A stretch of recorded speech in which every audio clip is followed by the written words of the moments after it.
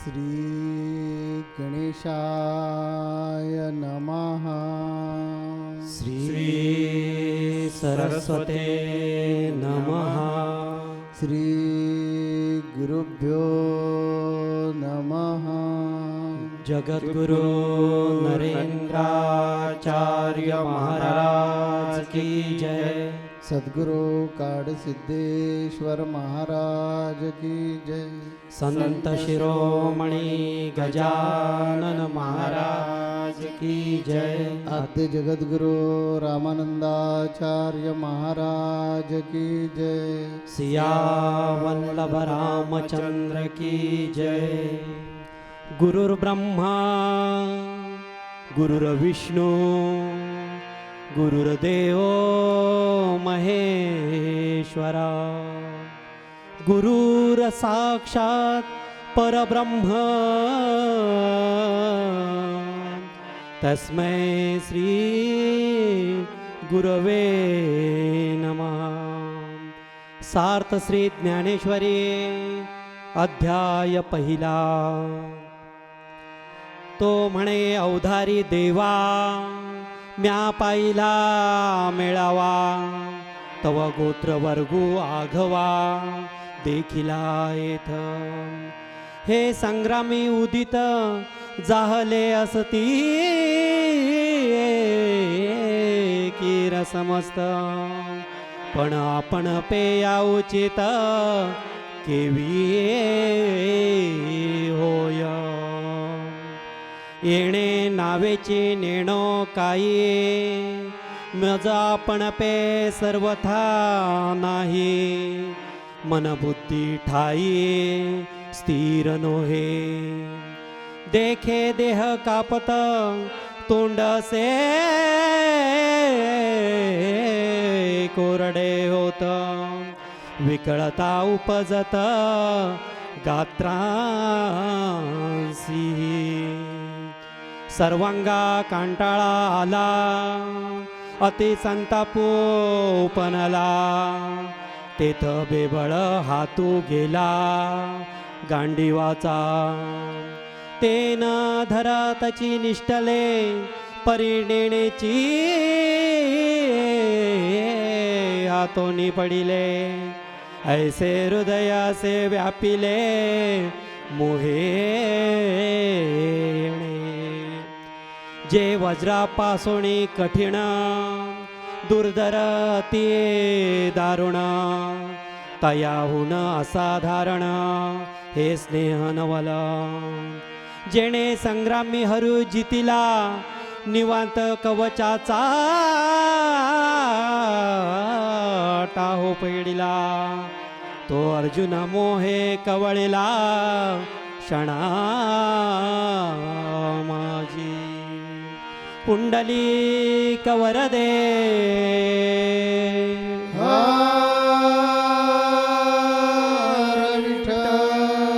श्री ज्ञानदेव तुकाराम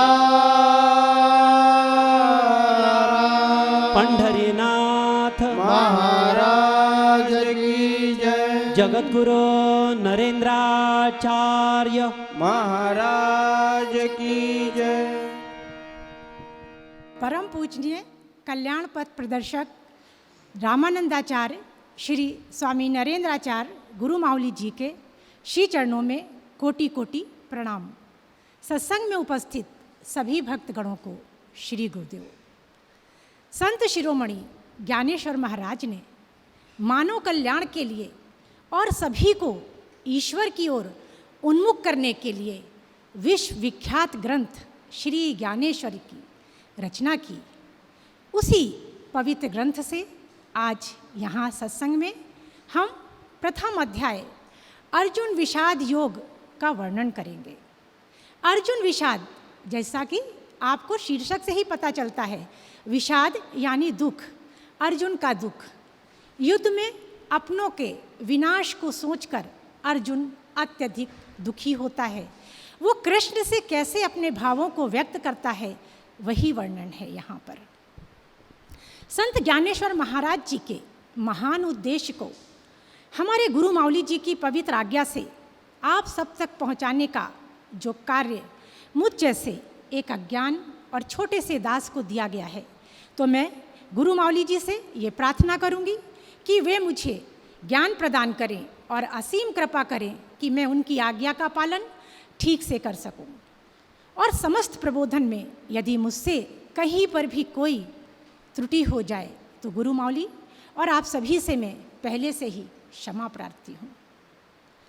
महाभारत ग्रंथ में गीता के माध्यम से आज से करीब 5200 वर्ष पूर्व भगवान श्री कृष्ण ने अर्जुन के माध्यम से संपूर्ण मानव को उनके कल्याण के लिए उपदेश किया था। अर्थात गीता भगवान श्री कृष्ण जी के मुंह से निकली हुई ज्ञान अमृत गंगा है, जो कि सदियों से सभी को ज्ञानान्वित कर रही है, ज्ञान प्रदान कर रही है। इसी ज्ञान गंगा में सभी डुबकी लगा लें, जन साधारण भी इस गंगा में नहा ले। इस महान उद्देश्य से श्री ज्ञानेश्वर माऊली जी ने मराठी में गीता को लिखकर जन जन के पढ़ने योग्य बनाया। उस समय जो पवित्र सभी के कल्याण का भाव, सभी के प्रेम का भाव, सभी के ज्ञान का भाव ज्ञानेश्वर माऊली जी के मन में था, वही आज हमारे गुरु माऊली के अंदर है। इसलिए उन्होंने ज्ञानेश्वर माऊली जी की ज्ञान गीता को सत्संग के माध्यम से प्रबोधन के द्वारा हिंदी और मराठी में आयोजित करने का आयोजन किया है, ताकि मराठी भाषी तो लाभान्वित हों ही, जो मराठी नहीं समझते हैं वे हिंदी में ज्ञान प्राप्त करें। तो आइए गुरु माऊली जी के इस कल्याणकारी कार्य को हम सभी सत्संग के माध्यम से श्रवण भक्ति के द्वारा सुने, ज्ञान को प्राप्त करें और भगवान श्री कृष्ण जी के आज्ञा का पालन करें। तो चलिए भगवान श्री कृष्ण की वंदना में ये गजर करते हैं।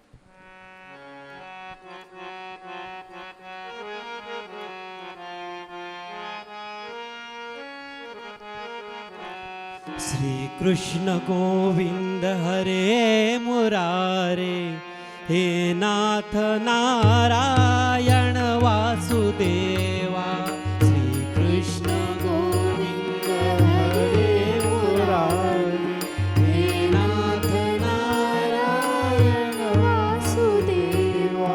श्री कृष्ण गोविंद हरे मुरारे, हे नाथ नारायण वासुदेवा। श्री कृष्ण गोविंद हरे मुरारी, हे नाथ नारायण वासुदेवा। श्री कृष्ण गोविंद हरे मुरारे, हे नाथ नारायण वासुदेवा। श्री कृष्ण गोविंद हरे मुरारी, हे नाथ नारायण वासुदेवा। हरे कृष्णा कृष्णा कृष्णा, हरे कृष्णा कृष्णा कृष्णा, हरे कृष्णा कृष्णा कृष्णा, हरे कृष्णा कृष्णा कृष्णा, हरे कृष्णा कृष्णा कृष्णा, हरे कृष्णा कृष्णा कृष्णा, हरे कृष्णा कृष्णा कृष्णा, हरे कृष्णा कृष्णा कृष्णा, हरे कृष्णा कृष्णा कृष्णा, हरे कृष्णा कृष्णा कृष्णा, हरे कृष्णा कृष्णा कृष्णा, हरे कृष्णा कृष्णा कृष्णा, हरे कृष्णा कृष्णा कृष्णा, हरे कृष्णा कृष्णा कृष्णा, हरे कृष्णा कृष्णा कृष्णा, हरे कृष्णा कृष्णा कृष्णा। श्री कृष्ण गोविंद हरे मुरारी, हे नाथ नारायण वासुदेवा। श्री कृष्ण गोविंद हरे मुरारी, हे नाथ नारायण वासुदेवा।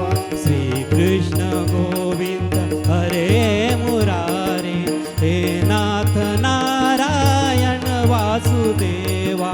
श्री कृष्ण गोविंद हरे मुरारी, हे नाथ नारायण वासुदेवा। हरे कृष्णा कृष्णा कृष्णा, हरे कृष्णा कृष्णा कृष्णा, हरे कृष्णा कृष्णा कृष्णा, हरे कृष्णा कृष्णा कृष्णा, हरे कृष्णा कृष्णा कृष्णा हरे कृष्णा कृष्णा कृष्णा हरे कृष्णा कृष्णा कृष्णा हरे कृष्णा कृष्णा कृष्णा।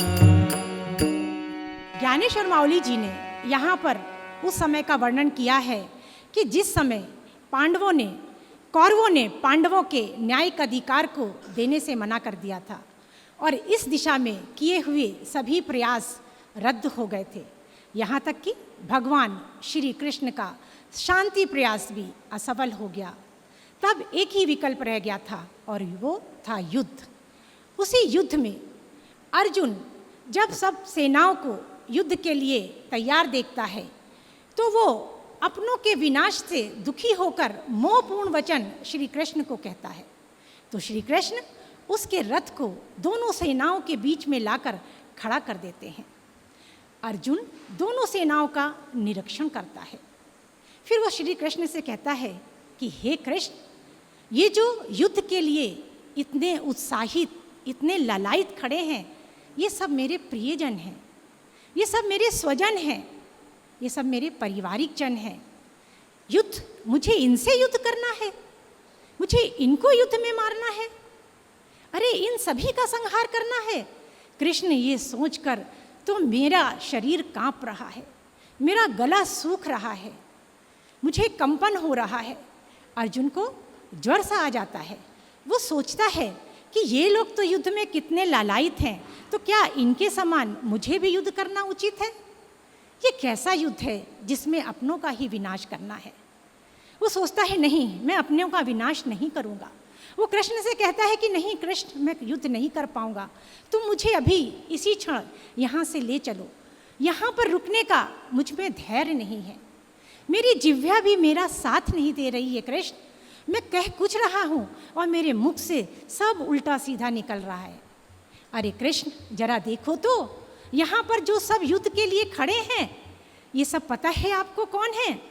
ये सब मुझे पालने पोसने वाले, मुझे बड़ा करने वाले, मुझ पे उपकार करने वाले, मुझे शिक्षित करने वाले, मेरे साथ खेलने वाले, मेरे भीष्म पितामह, गुरु द्रोण, सभी गुरुजन, चाचा मामा ताऊ, पुत्र पौत्र आदि तो हैं। अरे कृष्ण, मुझे इन्हीं कौरवों का विनाश करना है, अपने कुल के लोगों का विनाश करना है? नहीं कृष्ण, इससे तो अच्छा है मैं युधिष्ठिर का ही वध कर दूं, क्योंकि भ्राता युधिष्ठिर का वध भी कौरवों के वध के समान है। मुझे ये सब उतने ही प्रिय हैं कृष्ण। अगर मैं इनके लिए बुरा सोचूं, बुरा कहूं, तो मेरी वाणी दूषित हो जाए, फिर इनसे युद्ध करना तो दूर की बात है। नहीं नहीं नहीं कृष्ण, मैं ये नहीं कर सकता। ज्ञानेश्वर माउली जी समझाते हैं, ये अर्जुन परम वीर योद्धा है, इसने बड़े बड़े संग्राम जीते हैं। अरे ये इतना वीर है कि इसने एक बार भगवान श्री शंकर जी को युद्ध में हार स्वीकार करने के लिए विवश कर दिया था। ये वही अर्जुन है जिसने निवात कवच नाम के राक्षस का समूल नाश कर दिया था। अरे ये भयंकर से भयंकर युद्ध करता है। आज ये परमवीर अर्जुन अपनों के प्रेम के मोह में बढ़कर इतना कायर हो गया है, कायरता पूर्वाण कर रहा है। जैसे एक भंवरा कोशिश कर करके लकड़ी को छेद देता है, किंतु दैव योग से अगर वो कमल के पुष्प में बंद हो जाता है, उसके प्राण जाने लगते हैं। अपने प्राणों की रक्षा के लिए वो कमल के पुष्प के प्रेम के कारण उसको छेदना ही भूल जाता है। वही हाल अर्जुन का है। वो कहता है कृष्ण को, हे मधुसूदन, इस युद्ध में मुझे क्या मिलेगा? ये अपनों को मारकर मुझे विजय प्राप्त होगी, फिर विजय से सुख मिलेगा, राज्य मिलेगा, और जब यही सब समाप्त हो जाएंगे तो ये अकेला सुख मैं क्या करूँगा? हे कृष्ण, मुझे भी विजय प्रिय है, राज प्रिय है, सुख भी प्रिय है, लेकिन अगर ये सब मुझे अपनों के साथ भोगने को मिले, अपनों के बिना अकेले, तो मेरे लिए ये सुख कोई भी कीमत नहीं रखते हैं। ज्ञानेश्वर माउली जी कहते हैं कि जिस प्रकार से झोपड़ी में रहने वाले को भी अगर अपनों का विनाश करके साम्राज्य सुख देंगे तो वो ग्रहण नहीं करेगा, वही हाल यहाँ अर्जुन का है। अपनों के विनाश से वो भयभीत हो गया है। वो कहता है कि अगर इनके सुख के लिए मुझे अपने प्राण देने पड़े कृष्ण, तो मैं दे दूंगा, किंतु अपने सुख के लिए इनको मार के अगर मुझे त्रिभुवन का राज भी दोगे तो मैं नहीं लूँगा। हे कृष्ण, अरे इनको मार के तो मुझे पाप लग जाएगा और फिर मैं पापी हो जाऊँगा, और जब कृष्ण मैं पापी हो जाऊँगा तो आप मुझे छोड़कर चले जाएंगे, क्योंकि आप पापियों के साथ तो नहीं रहते हैं ना। अर्जुन का अर्थ है अनुराग। वो अत्यधिक प्रेमी स्वभाव का है, बहुत प्रेम करता है, अपनों के साथ सुख भोगने को ही शाश्वत सुख समझता है, क्योंकि अभी तक उसने कृष्ण की विराटता को नहीं समझा है, अभी तक उसको कृष्ण से ज्ञान प्राप्त नहीं हुआ है। इसलिए भ्रम से भ्रमित होकर अज्ञानवश वो कौरवों के द्वारा किए हुए छल को, असत्य को सत्य में परिवर्तित करना ही नहीं चाह रहा है, पूरा भ्रमित अवस्था में है। आइए इस भ्रम से भ्रमित अवस्था को समझने के लिए ये भजन लेते हैं।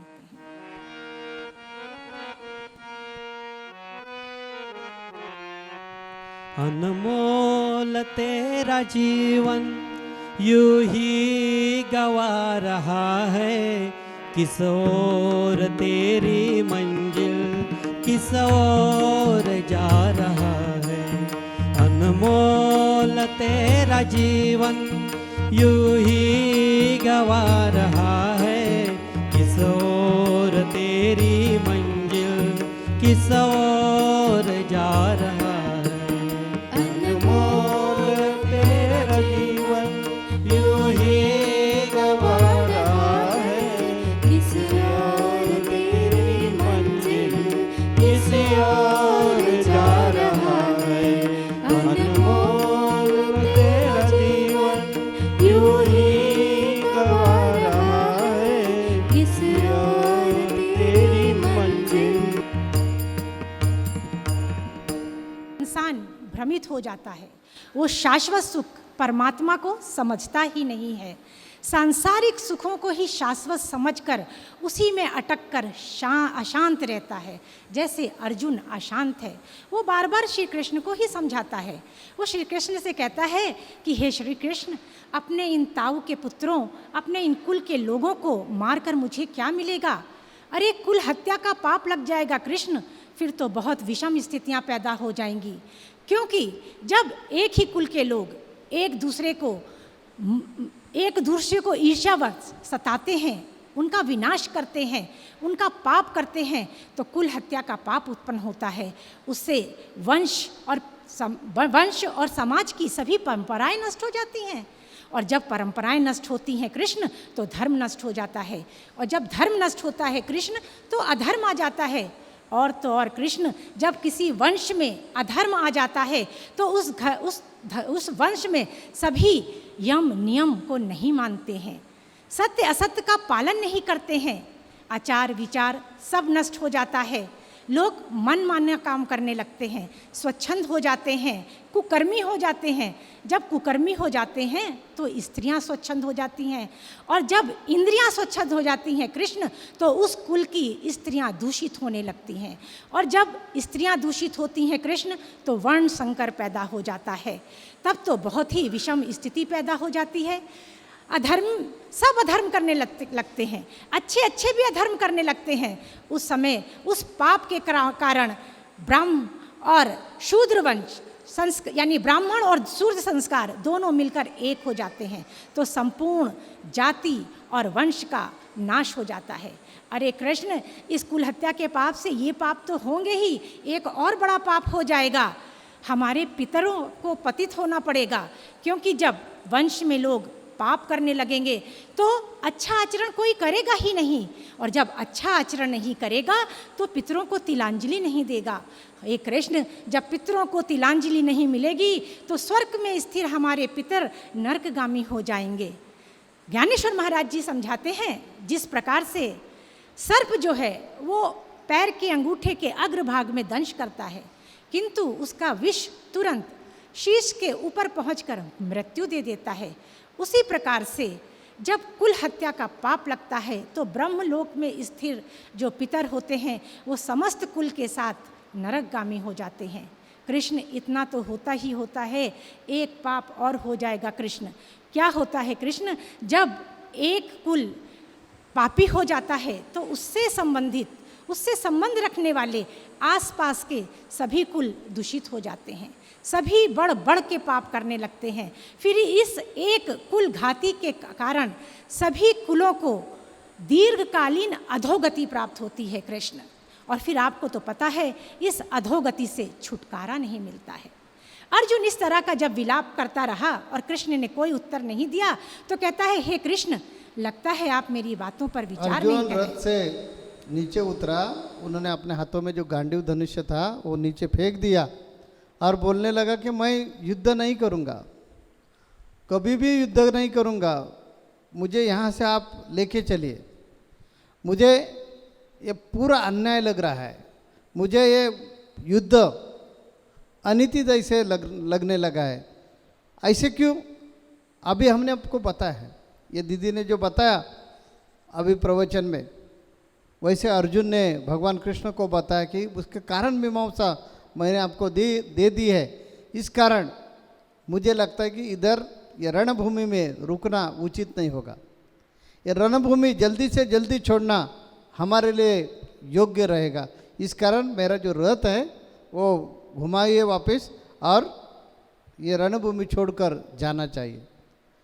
मैं डरा नहीं है युद्ध करने के लिए, आप मन में ले लीजिए, भगवान कृष्ण जी आपके मन में लाइए कि अरे शंकर जी को भी मैंने युद्ध में पराजित किया था, कली काल मुझे डरता है, इतना मैं शूरवीर रहकर भी ये मेरे सामने जो सब लोग आ गए हैं उनको देखकर मेरा मन जो है वो द्रवीभूत हो गया है। मुझे सहन नहीं हो रहा है कि मैं इनको मारकर क्या मिलवाने वाला है। इस कारण मुझे लगता है कि युद्ध नहीं करना चाहिए। ऐसे हर प्रकार से भगवान कृष्ण जी को वो समझाने का प्रयास कर रहे हैं। भगवान कृष्ण जी स्तब्ध है, शांत है और उनका जो चल रहा है वो सब देख रहे हैं। अभी अर्जुन के मन में आ गया कि नहीं, ये आगे कुछ बोलने वाला नहीं है।